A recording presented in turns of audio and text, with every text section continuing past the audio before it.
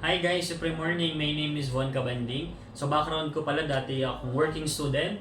So at the end of the day guys, trabaho, aral, pinagsabay ko yan. So dati akong waiter sa Max at HRM ang course ko. Way back 2017, gumraduate ako and doing supremacy guys, mag-4 years na ako.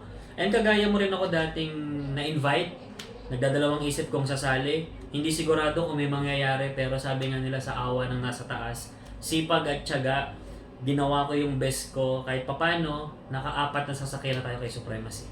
And kahit papano, yung cheque, kumikita ng 500 to 600,000 per month. Yung dating imposible guys, naging posible sa akin ngayon.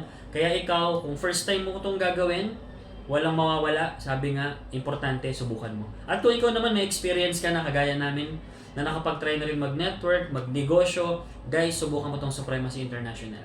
Kasi ito yung company na hindi mo itatago kung ano yung in-offer mo. Ito yung company guys na kaya mong i-offer motorcycle program, franchise, needs ng tao. Kaya guys, isa ang Supremacy ngayon sa pinakamainit na company. Kaya kung ako sa iyo, sabayan mo na. And kung naghahanap ka ng extra income na isasabay sa work, may trabaho ka, part-time mo lang siya gagawin, pwedeng-pwede. Marami kaming mga members dito na part-time lang ginagawa, pero kahit papano kumikita ng 30 to 50,000 per month, napakalaking tulong na. And kung OFW ka naman, pwedeng-pwede rin. Kasi marami rin akong members na OFW, yung sahod nila sa abroad na iipon, pero yung pinapadala nila galing na kay Supremacy mismo.